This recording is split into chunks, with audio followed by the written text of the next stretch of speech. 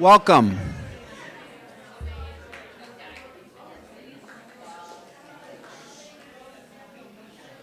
So, welcome to tonight's ceremony. This is the 10th annual Roy London Humanitarian Award Night. Tonight's ceremony is being recorded by Westwood Media Center. Each year for the past 10 years, the Roy London Humanitarian Award Committee takes great delight and pride in hosting this event where we present this prestigious award to individuals and organizations who embody the personal qualities and humanitarian spirit that was Roy London. Roy did many things in his life to better the lives of others in the Westwood community and beyond. Candidates for this award are those people among us who demonstrate compassionate, charitable, selfless acts of charity to make Westwood a better community and the world a better place to live. Serving on the Roy London Committee with me this year are Nancy Hyde, Barb Lisle, Marge Aramo, Danielle Sutton, and past recipients of this award, Colleen Campion and Barbara Waterhouse. The efforts of these wonderful individuals serving on the committee is very much appreciated. And on behalf of the committee, I have been asked to offer a special thanks to Christine McCarthy, who's sitting right over here, for all she has done to keep this committee on track, encouraging nominations, coordinating the selection process, and planning and arranging for this evening's event. It is a special honor for me to MC this ceremony tonight.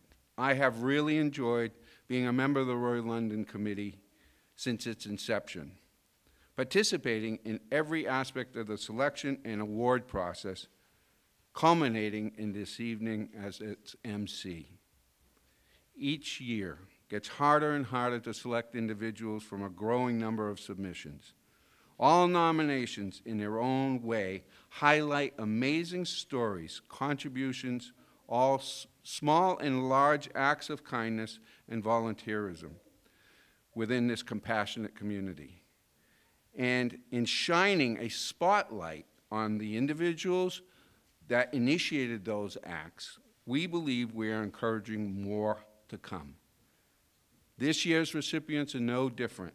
Tonight we'll hear about a woman who spends her retirement helping others, a young woman, who jumped into action to help someone who suddenly was in need without hesitation, a local union who joined together with others to organize a special fundraising event for this same individual, a gentleman who goes out of his way to help others around him, especially elders.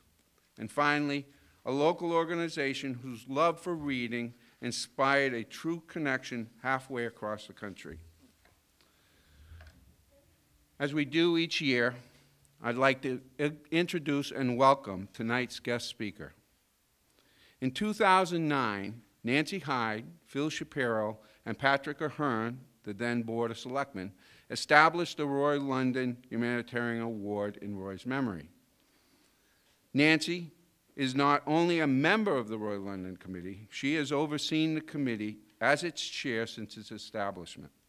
Her leadership and dedication to the committee and to the individuals chosen to receive the honor has shaped the award and the ceremony into a special event that is looked forward to each spring.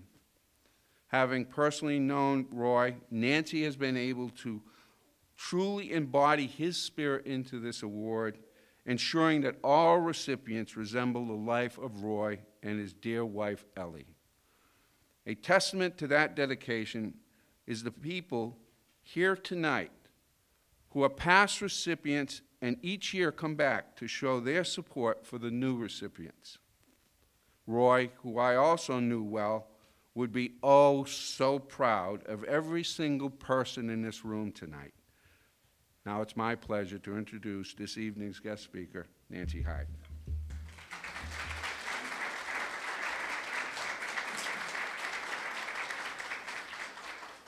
So you're all going to find that there are common threads to our comments, and you'll find a lot of repetition, because I think Mike just gave part of my speech. But that's okay, Mike. We'll still go on. You'll know Roy very well by the end of this evening. So I want to welcome everybody here tonight. It's great to have this room full. And as a member of First Parish, I know that those of us who are on the committee, who are also members here, and our pastor, Chris Dodge, who's also on the committee, are really happy to welcome you into this beautiful, fairly new space. Year and a half old, almost 2 years old. So we're really very happy to have you here. So I want to introduce you to Roy London. So for almost 50 years, Roy London called Westwood his home until he passed away in 2009. And Roy was not your average resident. We've all gotten to know that pretty well. He was really quite special. And in his unique way, Roy became a valued part of this town's history. From his days serving on the Finance Commission, Personnel Board, Long Range Planning Committee, Energy Conservation Committee, Sheehan School Site Council, Westwood Historical Society, and he also served on the Board of Directors for LifeWorks and the Arc of South Norfolk. For all his great public service in the community, Roy received in 2006 the John J. Cronin Public Service Award, which we give each year to a deserving individual at town meeting. And like John Cronin, Roy gave selflessly of his time and expertise for the betterment of this wonderful community. Roy and his dear wife, Ellie, were also a team when it came to the things they did for others. They volunteered in many ways here at First Parish, and they also, through their philanthropic part of their lives, left an endowment here to fund music programs at the church. They fulfilled Christmas wishes for children in the greater Boston area by responding to the children's letters to Santa and bringing the gifts that the kids so much wanted. And they prepared Thanksgiving meals locally for public safety personnel. So awesome that you guys are here tonight. Beyond noting that the many capacities in which Roy served, it's also noteworthy how he served. And some of you may know Jerry Cronin. Jerry Cronin was known and was one of our first committee members. He said that he walked into his very first Finance Commission meeting, and Jerry didn't know anybody at the meeting, and he sat down next to Roy London, and he didn't know Roy at the time. And as Jerry put it, he couldn't have picked a better seat. The two became great friends, and Roy taught Jerry how to look at the issues coming before the town's Finance Commission. But the legacy of Roy London and his relationship with others was quiet and understated in how he went about his business. He knew how to let a debate or an argument on an issue unfold, and he also knew just when it was time to bring it to a conclusion. He also knew how to pay a compliment. If Roy said you did something well, you knew he really meant it. His words offered one a sense of reassurance and were a real confidence boost. People like Pam Dukeman, the town's finance director, and our own Mike Gillette, who just spoke, said he would stop often by town hall to discuss an issue or share his thoughts on a presentation, and it was always insightful. And I remember coffee hours after church service when he would saunter up to me and kind of stand there, and it's like, okay, Roy, what do we need to talk about? But it was really, he was insightful and he was magical. Others sum up Roy by recalling his steady influence and how he was able to progress with the times. He accepted change and he understood it. In so many ways, he was right we were right when we called him Mr. Westwood. He really was all about Westwood. He cared about this community deeply. He cared about people deeply. And he didn't seek the limelight, just like those of you in our midst who are award recipients. He only sought to make a difference in positive and productive ways. And as Mike mentioned, after Roy passed away, Pat Ahern, who's here tonight, and Phil Shapiro, hello gentlemen, my former colleagues on the Board of Selectmen, the three of us went about trying to figure out what to do to recognize Roy because he really was such an icon in the community.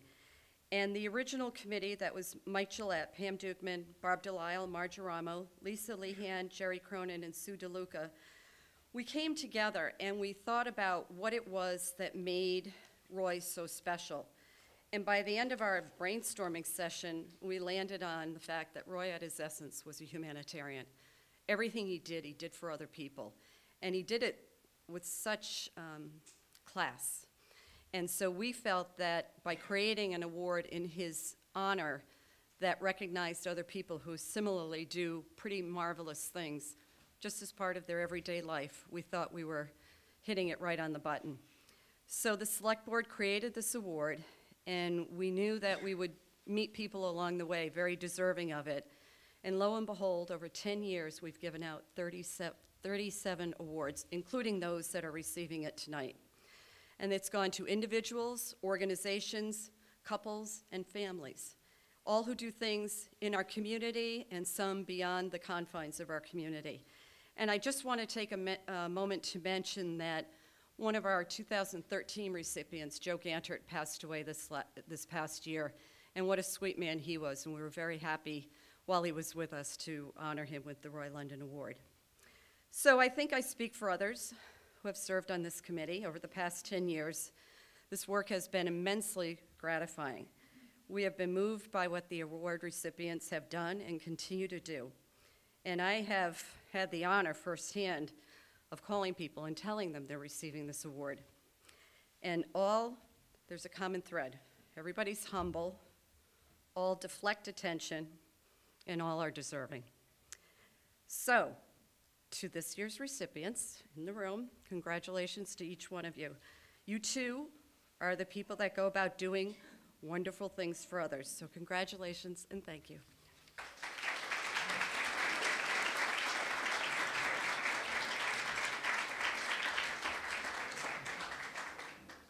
Thanks, Nancy. That was a wonderful tribute to Roy. So now we'll begin to present this year's Roy London Humanitarian Awards. To present the first award, Reverend Chris George.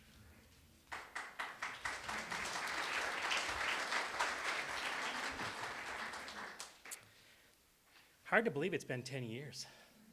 I know, 10 years. But what a wonderful time to gather again and to recognize and celebrate those who embody the compassion and kindness and generosity and care that Roy and certainly Ellie exhibited as well. As was said, there's no shortage of humanitarians in Westwood.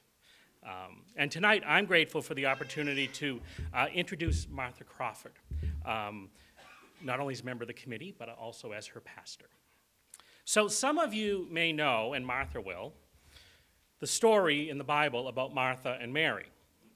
Now, I apologize for the biblical reference. It's a job hazard.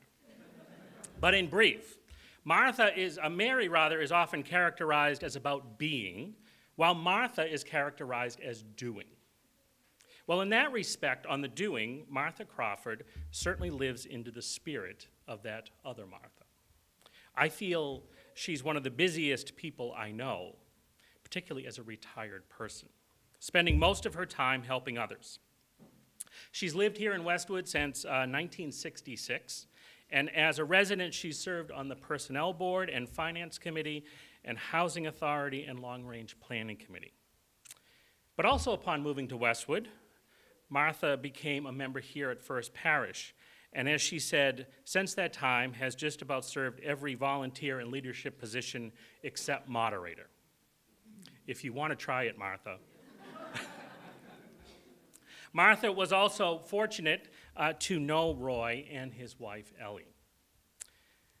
As a longtime participant in the Ministry of Mission and Outreach here, Martha has spearheaded many projects, including the annual Pumpkins with a Purpose sale that happens each fall on our front lawn, where all proceeds go to charity.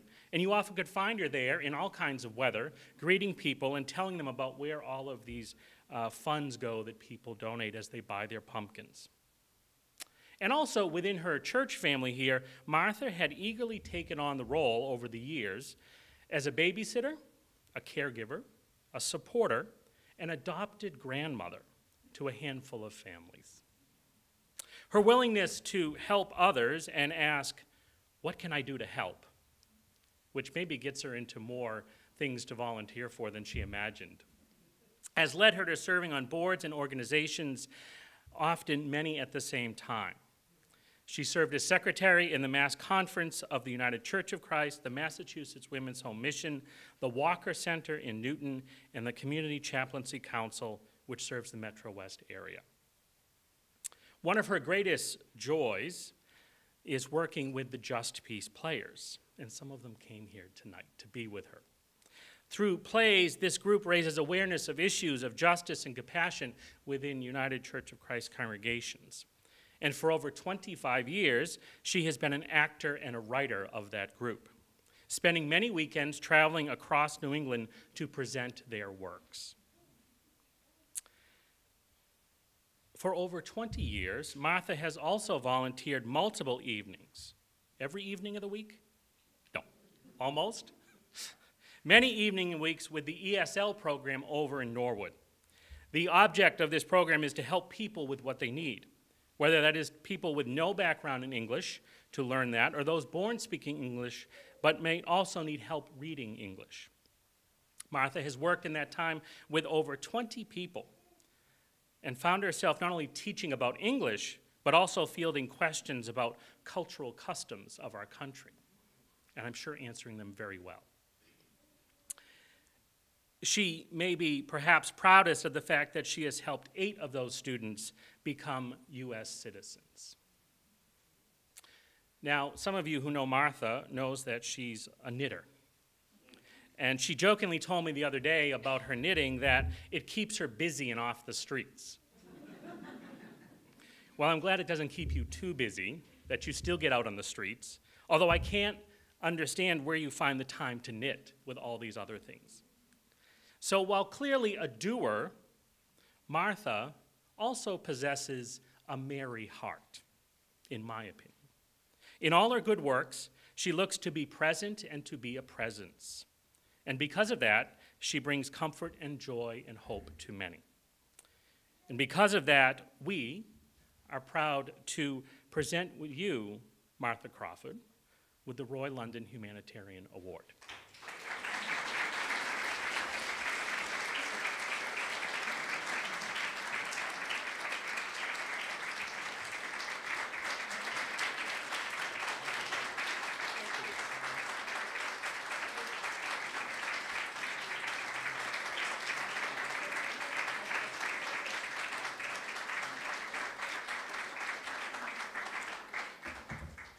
People have spoken a lot about things Roy London has done. And I have an example of the kind of quiet things that Roy would do. It was Christmas Eve service the year after my husband died. And Roy turned to me and said, "What are your plans for the evening?" And I said, "Well, I'm seeing my family tomorrow, but I really don't have any plans tonight. You're coming to dinner with us." And that was the start of almost 10 years of Christmas Eve dinners. Thank you.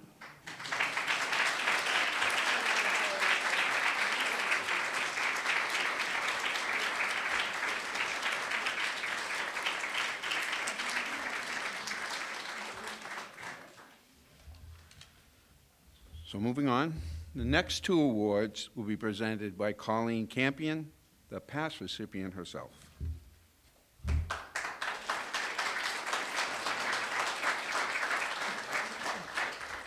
That's a little intimidating looking at that, but I feel very safe, I must say. Thank you for being here, gentlemen. And any women? No, oh, gentlemen, I guess. Good evening. My name is Colleen Campion, and I'm a member of the Roy London Award Committee, and along with my husband, Fran, humble past recipients of the award. It's a great pleasure for me to be here, as for the 10th year, we recognize members in our community who embody the spirit of Roy London, as they each reach out to help neighbors in need. Over the course of these 10 years, it has been inspiring to see the breadth and depth of the different ways that people have come together to respond to a need within our community. Almost without fail, recipients state that they never perceived their actions as being great humanitarian efforts worthy of an award. They usually say they were just doing what needed to be done and it was no big deal. Tonight, I have the honor of introducing you to recipients who echo these same disclaimers, but who in very real ways went above and beyond to help somebody in need.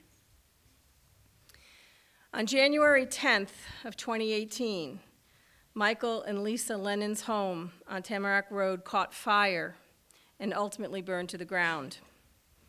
Lisa, a nurse at the Faulkner Hospital, was at work. Michael, however, perished in the fire. It was a heartbreaking situation, as Michael and Lisa had been joyfully expecting a daughter due to be born later that spring. Michael's funeral was held at St. Timothy's in Norwood, where I serve as the pastoral associate and the person who coordinates with families to plan funerals. I met with Lisa the day after the fire and witnessed a woman who had truly lost everything. Even the clothes that she was wearing had been kindly donated to her by a store clerk when she went to buy something other than the scrubs she had been wearing on that fateful day that she left for work.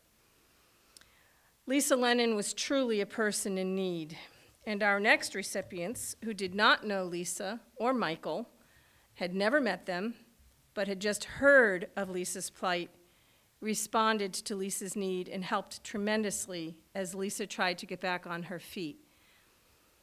Deb Klingen-Kelleher, and I want to get the name right, the Westwood Permanent Firefighters Association, each stepped up to the plate and tried to provide Lisa with items that she needed, both in the immediate aftermath of the fire, as well as needs down the road once her baby was born.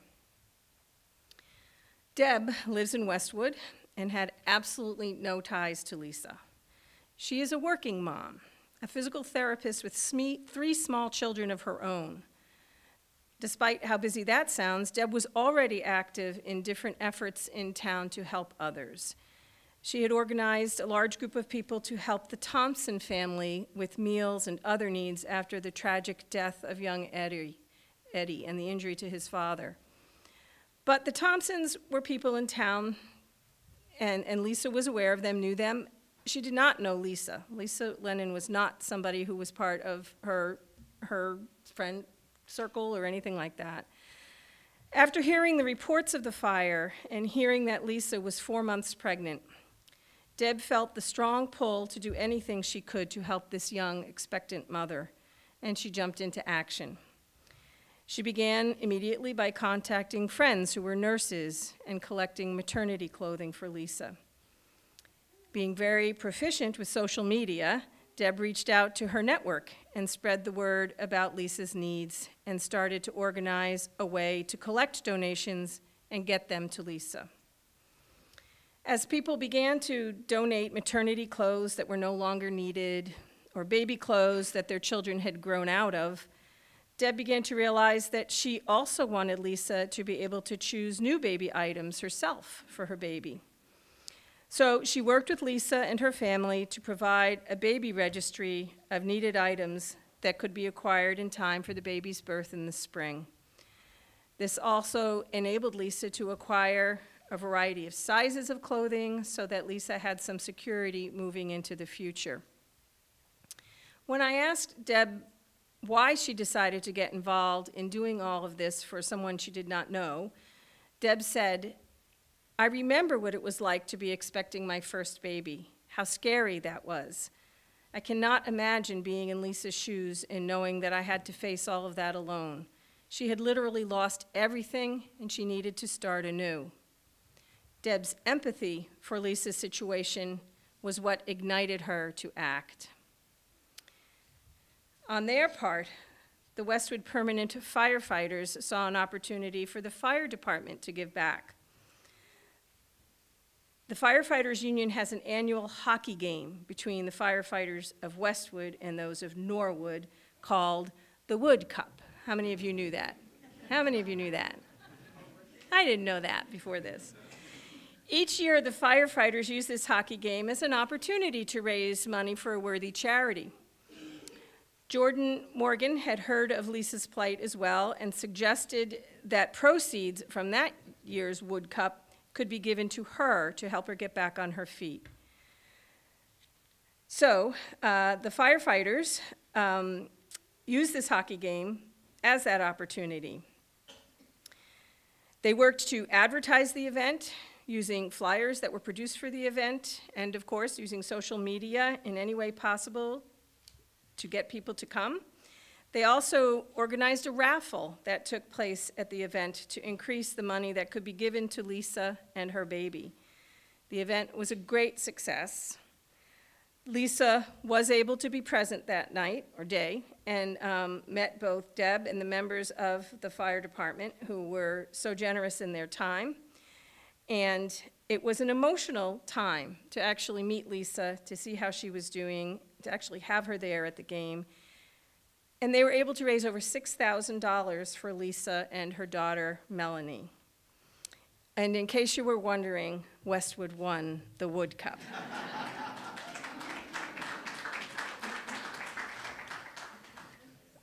What's extraordinary about both Deb and the members of the fire department is that none of them viewed their actions as anything totally out of the ordinary. None of them knew Lisa before the fire happened. They had no personal reason for helping, but because they had already inculcated in themselves a habit of giving back to the community, of seeing the needs of others in the community, they were ready to respond and willing and able to have an open heart when that need arose. That is indeed the essence of humanitarianism. And so it is my pleasure now to present the Roy London Humanitarian Award to Deb Klingen-Kelleher and the Westwood Permanent Firefighters, with Anthony Burke and Jordan Morgan standing in as the receivers.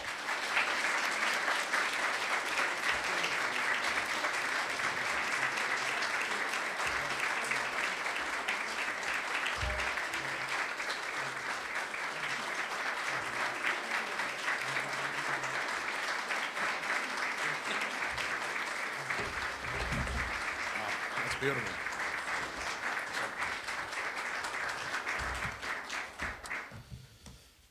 Wow, that's beautiful. So I'd like to thank the Roy London Board, Colleen Campion. We had a lovely talk the other night. Christine McCarthy, she does a ton. So she has to deal with us a lot too. So, and all the citizens of Westwood. We all know why we're here tonight. We're humbled and honored to even be nominated for this award. Firefighting is truly a calling. We don't just do it as a job, we see it as a profession.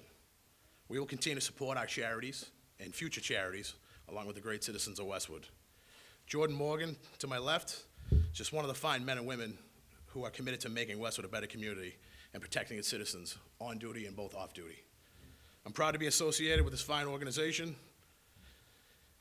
and to work with such dedicated and professional men and women. Thank you all. Thank you.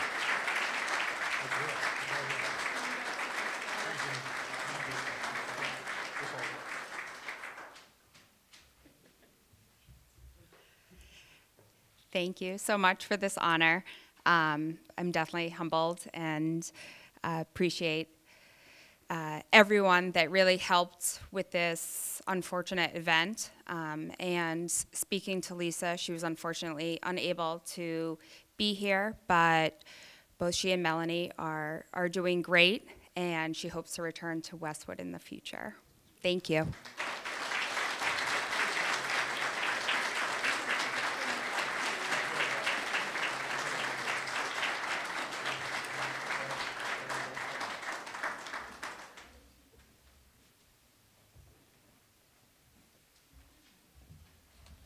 So, the next London Award will be presented by Margeramo.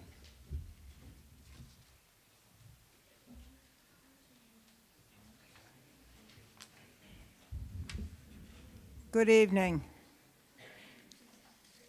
It's my pleasure and honor tonight to tell you about Dave Blomquist, whom I've known, it seems like, forever. Dave and his wife, yeah, it has been, right, Dave? Dave and his wife, Bonnie, have lived in Westwood 40-plus years.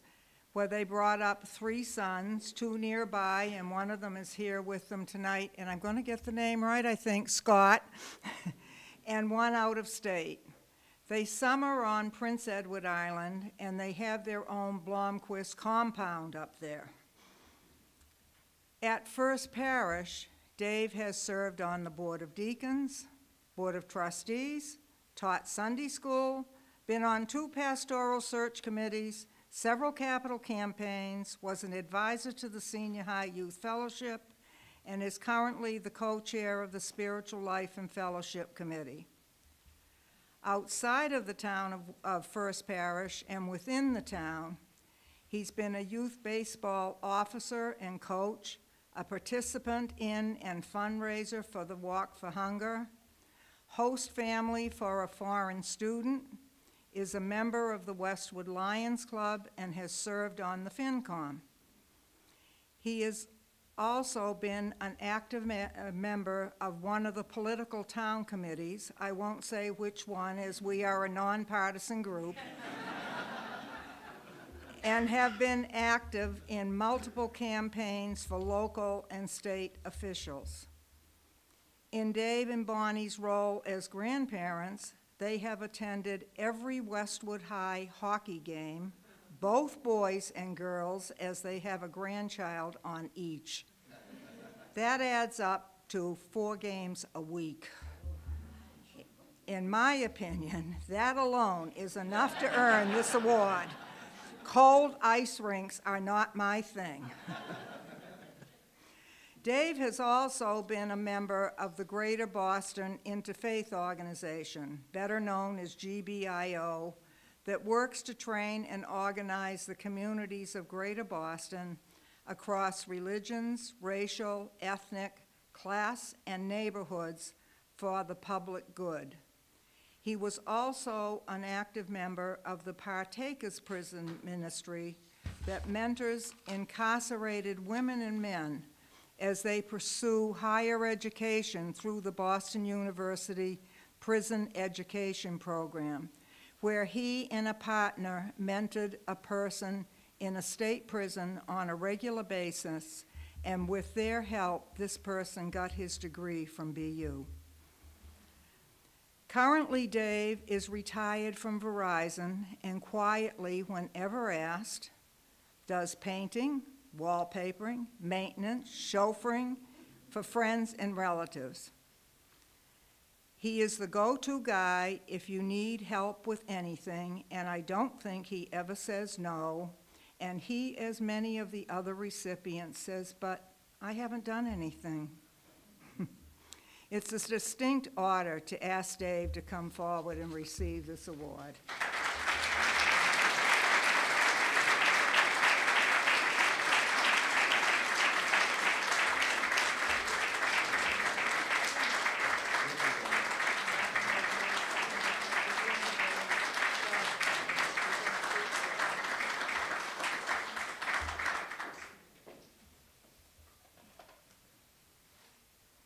Let me just start off by saying this goes way beyond my comfort level.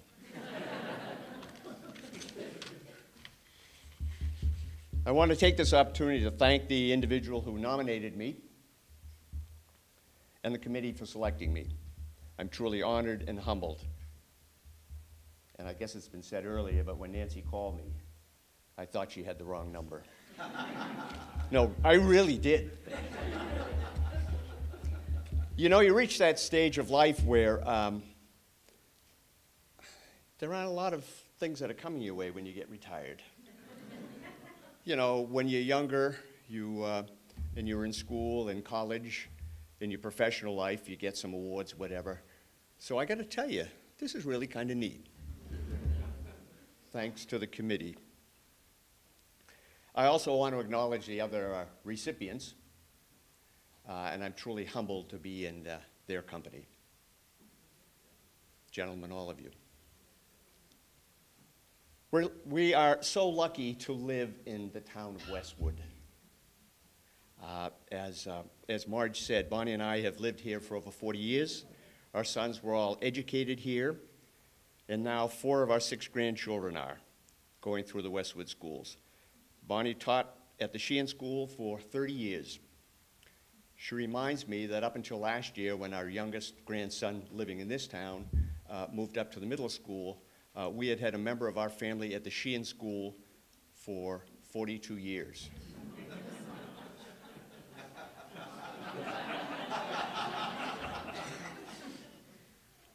As longtime members of First Parish, we knew Roy and Ellie very well. They both did so much for this church, for the town of Westwood, and for the world outside of Westwood. They were true humanitarians. I think of humanitarians as givers. Some are big givers, and some are little givers. When I look around this room, I see many big givers. I'm not going to mention names because I'll leave somebody out. But I see, in addition to their being good neighbors, they're active in town government, in their church, in many different town organizations. They're constantly giving of their time and talents. They give countless hours every week. Again, I call these folks the big givers.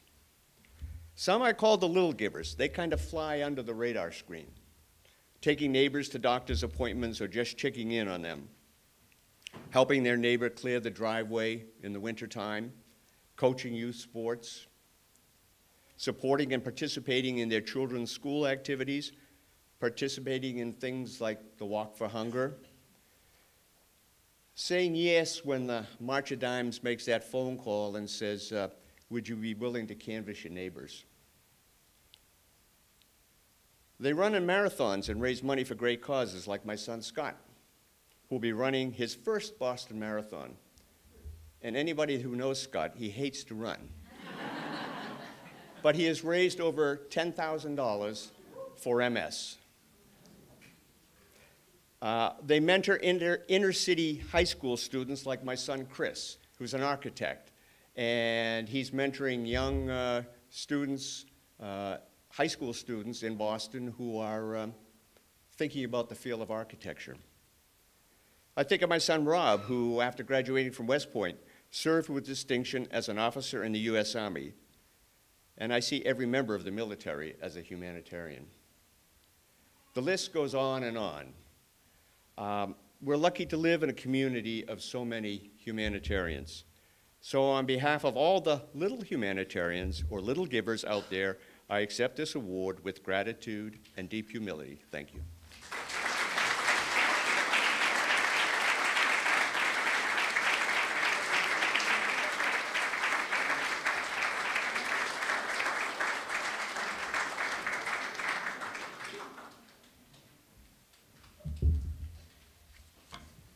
So, the final award will be presented by Bob Lisle, another past recipient.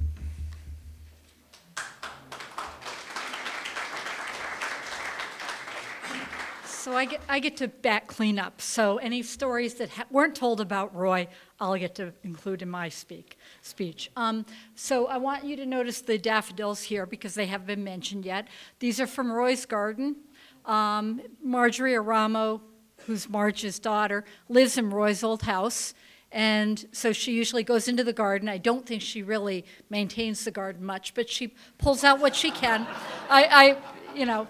So Roy was known for delivering he had dinner plate dahlias, which are really huge. And you always knew in town where Roy had been because somebody's desk would have a dinner plate dahlia on it. And it would, it might be at town hall, it would be at the, in the assessor's office, it would be in the library, it would always be the different church secretaries around town would have them. And that was just Roy's little calling card. Another thing that he just did, when we would sell pumpkins, when you'd be sitting out for pumpkins, he would drive by in his car and he'd just park there and talk with you and let the time go by and kind of let you know his philosophy of life. So he was and he's definitely smiling down on us today when he hears about who wins the award next. But the other thing, kind of to what Dave was talking about, read the quote on the back of the program about Roy, because it is the little people that make the community up. And those are the important people and the people that you remember. So we can all aspire to that. So Roy was a voracious reader, and we've related in previous awards ceremonies, he was a secretive defacer of public property. When he finished reading a book from the library, he'd go to page 20, and he'd get out his pencil, and he'd fill in the 0 on the 20, so that he knew he'd read the book. So when he went back the next time, he'd open up, go to page 20, oh, I've read that book. So I think he would love the computer system now, that he'd be able to actually track his books. I'm here to make the next award to a group that most of us in Westwood are very familiar with, the Friends of the Library. We all know about the many great things they do for the library. They enhance the library's offerings through community sponsorships of museum passes. They help supplement the summer reading programs, story times and special visitors for the children, author events for adults. Basically, they have their fingers in all the enrichment programs of the library. They accomplish these goals through an annual membership drive and their semi-annual book sale. But that's, those are the things that they do. That's not why they're winning this award. Friends have focused their efforts over the last few years on developing community outreach opportunities. A previous Roy London Award winner, Hannah Patterson, was providing books for a lending library at her tutoring site in Mattapan.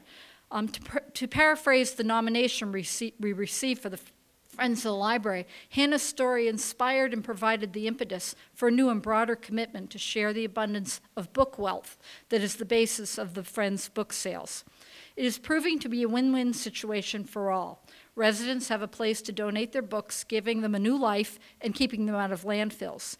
The Friends benefit from the sale of the books, but it doesn't stop there. The Friends go through the books, sorting them by specific use for use with other diverse community organizations like the VA, MCI Framingham, the Norfolk County Jail, Cradles to Crayons, nursing homes, the Council on Aging, selected Boston Public Schools, and various areas in the country which have gone through natural disasters. This fall, through a visiting author, J. Courtney Sullivan, they found out about several libraries who've been struggling financially in Iowa. These areas are sparsely populated and very isolated. Home access to the internet is marginal at best. So the libraries serve multiple purposes. They are youth centers, they're senior centers, computer centers, snack centers. The town of Bagley, Iowa, that they got to know particularly, is truly in the middle of nowhere. It has a population of 303. The local school closed, so the kids have to travel to a community school district 10 miles away.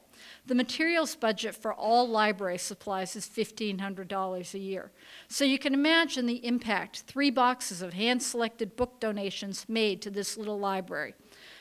The Friends of the Library had put together these books, sent them off, paid for all the shipping, and to quote the librarian in Bagley, we loved our boxes. It was like Christmas, so many presents. The Friends have made the Bagley Library its sister library and will continue to expand their outreach. There are many, many worker bees at the Friends of the Library, and I'm sure a lot of them are here. Could they all of you raise your hands if you're a friend?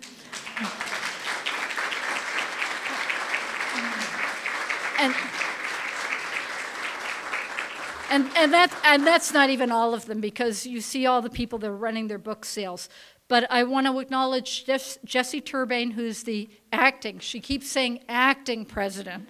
And then also Felicity Botwinick, who has run the book sale for 35 years. I asked her earlier, I said, when you come up, you need to tell them how many books you've sold. But she's not going to do that. So for the Friends of the Library, the Roy London Award.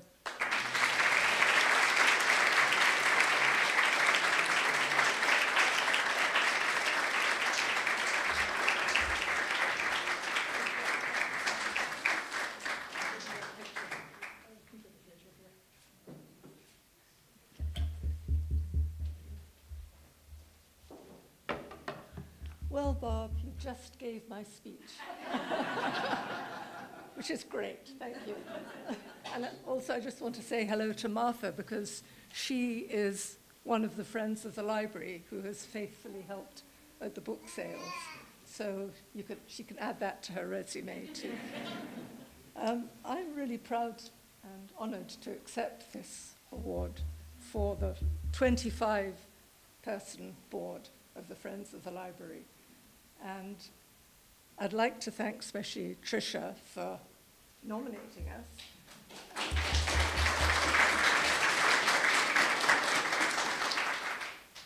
Tricia Perry has only been here, really, about 5 years, I think. And she's, how many? 4? 4. Seems like forever in a way.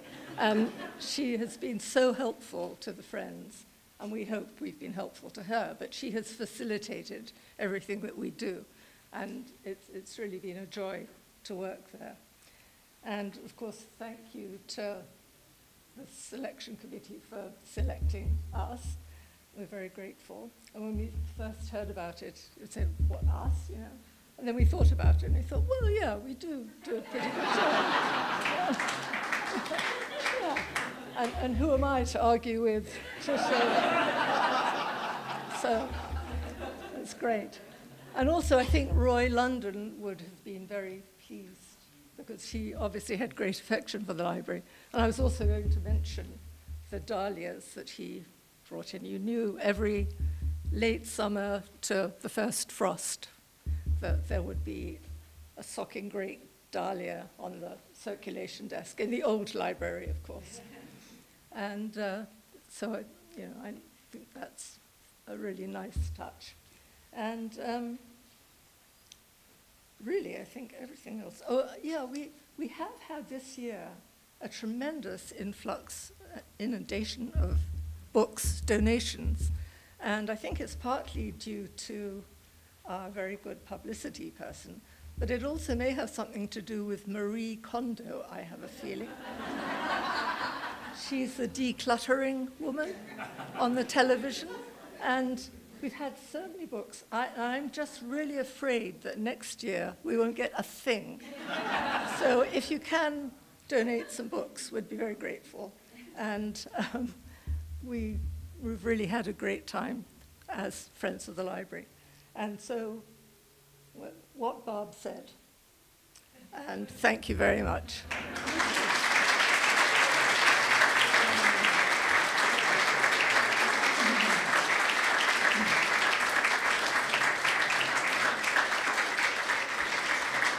Mike, did you want to come up first? So I just want to congratulate this year's recipients of the award one last time: Martha Crawford, Deb Kelleher, Westwood's Permanent Firefighters Association, Dave Bloomquist, and the Friends of the Westwood Library. One more round of applause, please.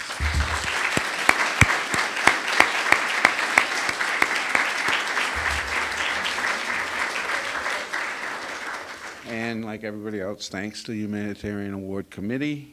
It was truly a fulfilling experience here tonight. I think we all are satiated with good feelings.